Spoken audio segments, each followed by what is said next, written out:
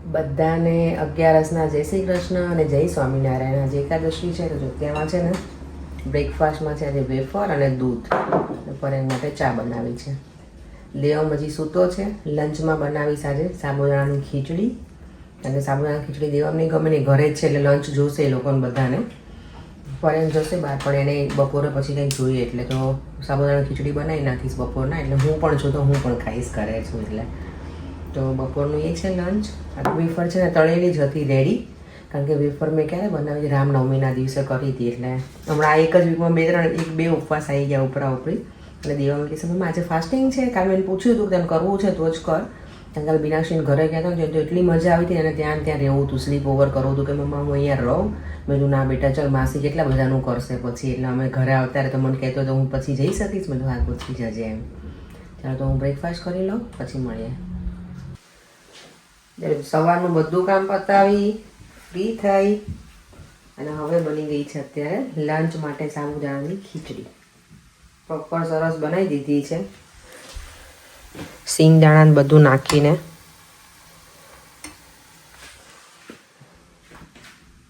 ચાલો તો બીજું જે કામ છે કપડાનું કબોર્ડ ને બધું ગોઠવી દઉં બરાબર, કારણ કે દેવમના કપડાનું એટલું વોર્ડરોબ પેલું થઈ ગયું છે ને ગંદુ, બહુ જ બધું કરીને સાવ પેલું થઈ ગયું છે એટલે એ કરી નાખું. દેવમ અને પરેંગ બહાર છે, દેવમને લઈને ગયા છે પાર્કમાં, તો ત્યાં સુધીમાં હું મારું બીજું કામ પૂરું કરી દઉં. અને આજે દેવમને સ્વિમિંગ પણ છે એટલે એમાંય જવાનું છે. એટલે આજનો ટ્યુશન છે, ટ્યુશન નથી એને સોરી આ વીકમાં. સ્વિમિંગનું એનું છે ને 4 વાગ્યાનો ટાઈમ છે, 4:30, એટલે એમાં લઈને જવાનું છે. પછી જોઈએ હવે શું કરીએ.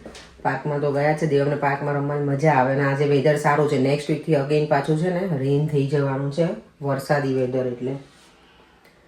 ચાલો તો દેવમ નહીં આવશે લંચ કરી લેશે. હવે હું તો હમણાં થોડી ભૂખ નથી લાગશે તો થોડી ખાઈ લઈશ ખીચડી, કારણ કે મેં સવારમાં વેફર નહીં ખાધું છે એટલે.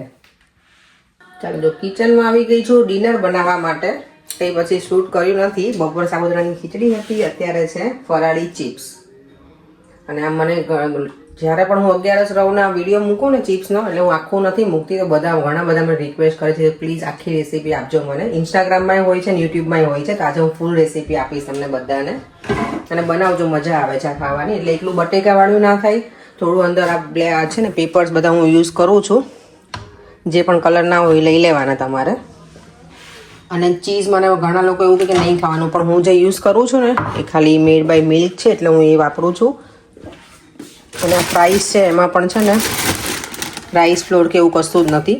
આ મોરિસન્સમાંથી જ અમે સ્પેશિયલી ફરાળ માટે જ લઈ આવીએ છીએ, તો એ છે. ચાલો તો હું કઈ રીતે આખી પ્રોસિજર આજે બતાવીશ કે હું કઈ રીતે મસાલા ચિપ્સ બનાવું છું ને. તો પહેલાં છે ને જો આ બધી ચિપ્સને હું એમ જ મૂકી દઈશ થોડી વાર કૂક થવા માટે, અને પછી આ બધું ઉપરથી એડ કરીશ. થોડી કૂક થઈ જશે ને ચિપ્સ પછી. મેં છે ને ઓવન પ્રીહીટ નથી કર્યું એટલે મેં મેક્સિમમ ઉપર જ રાખું છું. નોર્મલી પ્રીહીટ કરું ને તો 200 ઉપર રાખું તો ચાલી જાય છે. ઇન બિટવીન પછી હું ચેક કરતી રહીશ અને જોતી રહીશ. ઘણી વખત મને છે ને ટ્રે મારી ચેન્જ કરવી પડે અધર સાઈડ, તો કરી નાખીશ. ચાલો તો હવે છે ને પરેને મેં પૂછ્યું કે ખીર કે હોય ખાવું છે, તો કે હા બનાવી તો ખાવું છે. પહેલાં એમ કે મને ગળ્યું નથી ખાવું, પણ પૂછું ને તો હાથ પાડી ના પાડે. ક્યારેય ખાવાની વસ્તુ કોઈ દિવસ ના પાડે કે મને ના નહીં ખાવું, કે હા વાંધો નહીં થોડી બ્રાઉન શુગર નાખજે કે. એટલે ખીર હવે મોરૈયાની બનાવું છું. પહેલાં મારો પ્લાનિંગ હતો આજે મને છે ને સાબુદાણાનું ફ્રૂટ સલાડ બનાવું હતું ફરાળી સાબુદાણાથી, પણ એવું કંઈક બનાવ્યું નહીં, કારણ કે મને નિકિતા કહેતી હતી કે એવી રીતે બનાવજે સારું બને છે. હવે નેક્સ્ટ ટાઈમ છે ને 11 કરીશ ને ત્યારે એવું બનાવીશ. એની રેસીપી હું આપીશ તમને બધાને, કેવું બને છે જોઈશું.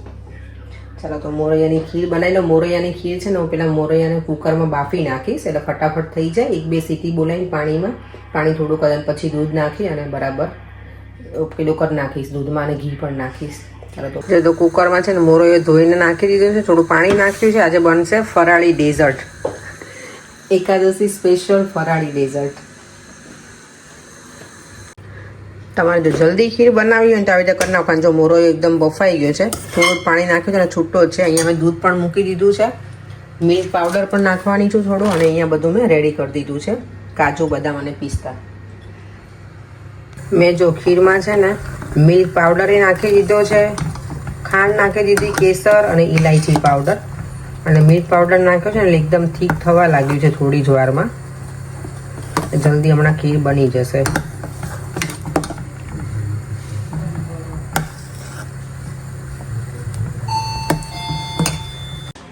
ચાલો, જો આટલી કૂક થઈ જાય ને તો આટલી થોડી મેં કૂક કરી છે અને હવે આમાં હું બધું આ એડ કરી દઈશ. મેં ગ્રીન ચીલી જે સ્પાઇસી વાળા આવે ને એ પણ લીધા છે, કારણ કે એના વગર તો બહુ મજા ના આવે, થોડું સ્પાઇસી જોઈએ અમને એટલે.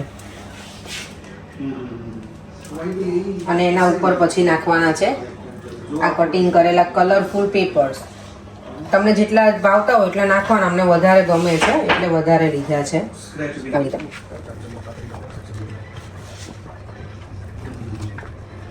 હવે એને ફરી પાછું પેક કરવા મૂકી દઈશ એટલે બધું એકદમ સરસ કૂક થઈ જશે. જો હવે થોડા ચીલી ફ્લેક્સ અંદર એડ કરું છું આમાં. બહુ સ્પાઇસી, થોડું સ્પાઇસી કરીશ, અને ગ્રીન ચીલીમાં એટલા બધા યુઝ નથી કરે, તમને તમારા ટેસ્ટ પ્રમાણે નાખવાનું બધું. અને આ છે બ્લેક પેપર, થોડું થોડું બધું સ્પ્રિંકલ કરી દેવાનું. અને સોલ્ટ પણ નાખીશ, અંદર એડ કરી દઈશ, અથવા સોલ્ટ અત્યારે તમારે ના નાખવું હોય તો ઉપરથી તમે એડ કરી શકો પાછળથી પણ. હવે આના ઉપર હું થોડું સોલ્ટ એડ કરી જ દઉં છું જોડે જોડે, કારણ કે આપણે બધા પેપર્સ ને બધું નાખ્યું હોય ને ચિપ્સ પછી સાવ મોળી લાગે, એટલે થોડું સોલ્ટ હોય ને તો એકદમ ટેસ્ટી ચટાકેદાર લાગે.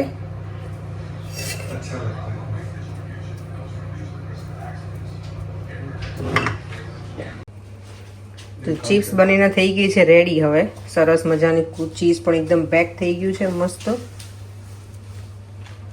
દેવમ અહીંયા આવી ગયો છે. હે દેવમ, શું મોઢામાં પાણી આવે તને? હે, દેવા મેં 11 કરી જ છે એટલે હવે ભૂખ લાગી હોય બેટા, નહીં?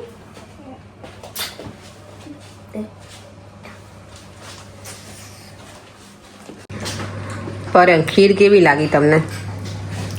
મસ્ત છે. મસ્ત છે. બહુ ગળી બી નથી, બહુ મોળી પણ નથી. ઓકે, સરસ. ચલો, જો મેં બનાવી લીધી છે.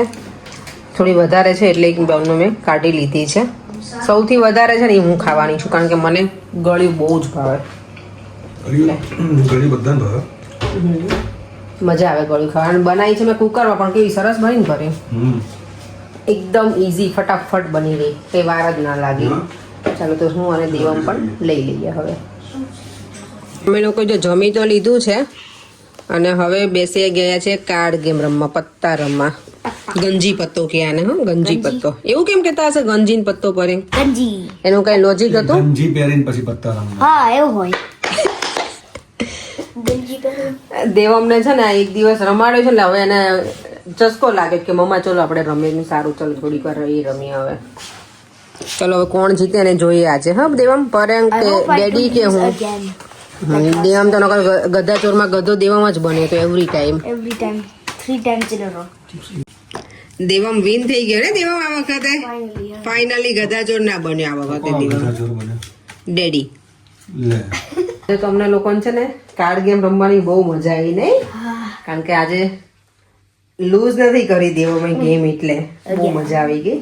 હું પરેંગ અને દેવમ વચ્ચે કોમ્પિટિશન હતી આજે, નહીં? ચાલો વિડીયોને એન્ડ કરી દઈએ. ફરીથી મળીશું કાલે નવા વિડીયો સાથે. બાય બાય, જય શ્રી કૃષ્ણ અને જય સ્વામિનારાયણ. તમે 11 કરી હોય ફાસ્ટિંગ, તો તમારા આજે ફરાળમાં શું હતું એ કહેજો. તો કંઈક નત નવી શું તમે કંઈ બીજી કંઈ વાનગી બનાવતા હોય તો નેક્સ્ટ 11માં કંઈક બીજું બનાવીશું. એટલા માટે હું પૂછું છું કે કંઈક નવા નવા આઈડિયા તમારા પાસેથી પણ મને મળે છે, બધા મારા વ્યુઅર્સ પાસેથી. તો ઓકે, બાય, જય શ્રી કૃષ્ણ અને જય સ્વામિનારાયણ.